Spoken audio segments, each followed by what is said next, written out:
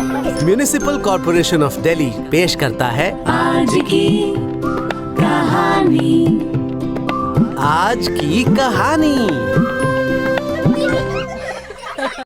नमस्ते प्यारे बच्चों, कैसे हैं आप सब। मैं हूं आपकी कहानी दोस्त। आज मैं लेकर आई हूं आपके लिए एक ब्रिटिश लोक कथा का नया रूप।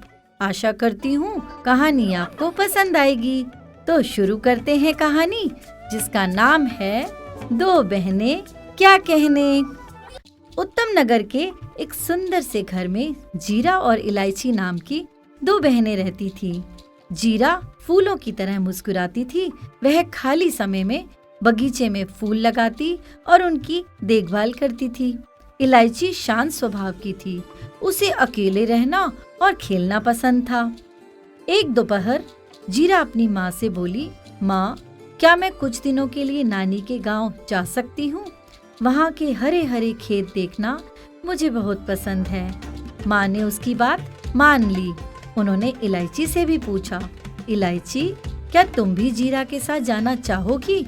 इलायची ने सिर हिलाकर मना कर दिया। जीरा ने अपनी पसंदीदा किताब और कुछ खिलौने अपने बैग में रखे और नानी के गांव के लिए रवाना हो गई। थोड़ी दूर चलने पर जीरा को एक प्यासी गाय मिली।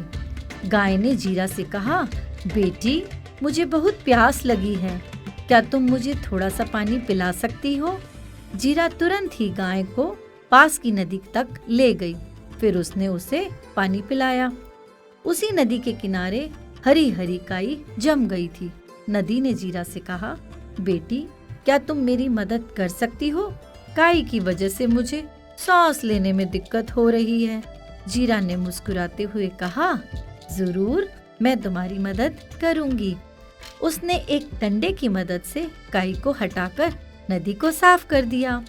जीरा आगे बढ़ चली।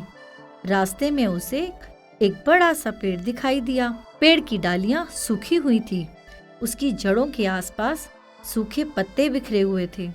पेड़ ने उदास स्वर में कहा, बेटी, मैं बहुत बीमार हूँ, क्या तुम मेरी मदद कर सकती हो? जीरा ने पेड़ को ध्यान से देखा। पेड़ तो सचमुच बीमार लग रहा है। उसने कुछ दिन तक पेड़ की सेवा की। पेड़ पर हरी हरी कोपलें निकलने लगी। उसके बाद जीरा अपनी नानी के घर चली गई। उन्हें सारी कहानी कह सुनाई। नानी उससे बहुत खुश हुई। कई दिनों तक जीरा ने वहां रहकर हरे हरे खेत देखे। उसने खेतों में काम करते किसानों को देखा और उनसे बातें की। कुछ दिन बाद जीरा को घर लौटना था। नानी ने उसे गले लगाकर आशीर्वाद दिया और उसे कई सारे उपहार दिए। एक छोटा सा संदूक दिया और कहा, बेटी, इसे घर जाकर खोलना। जीरा ने आभार जताया और आगे बढ़ गई। रास्ते में जीरा ने उस पेड़ को देखा जिसकी देखभाल उसने की थी। अब उस पेड़ पर लाल लाल फल लगे हुए थे। पेड़ ने जीरा को बुलाया और कहा, बेटी, तुमने मेरी मदद की थी, इसलिए ये फल तुम्हारे लिए हैं। जीरा ने कुछ फल तोड़े और बाकी पेड़ पर ही छोड़ दिए। घर लौटते समय जीरा ने उस नदी को देखा जिसकी उसने सफाई की थी। नदी का पानी अब पहले से कहीं अधिक साफ और चमकदार था। जीरा ने प्यास बुझाने के लिए नदी का पानी पिया।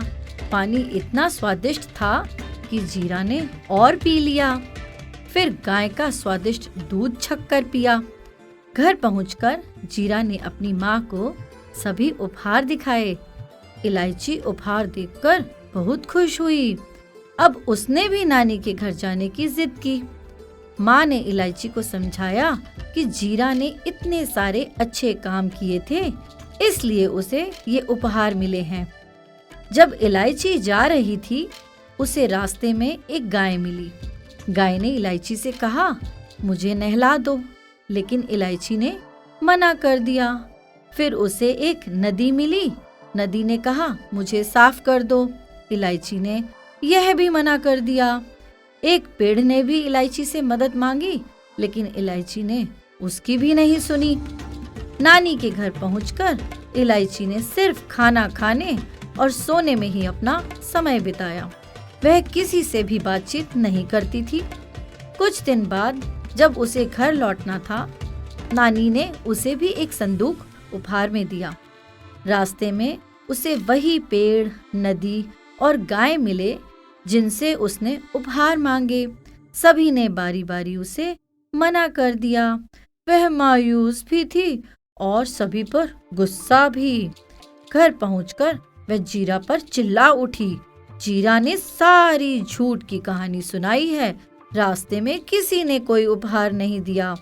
हाँ, उसको भी नानी ने एक संदूक उपहार में दिया है। इलायची की माँ उसकी बातें सुनकर धीमे धीमे मुस्कुरा रही थी।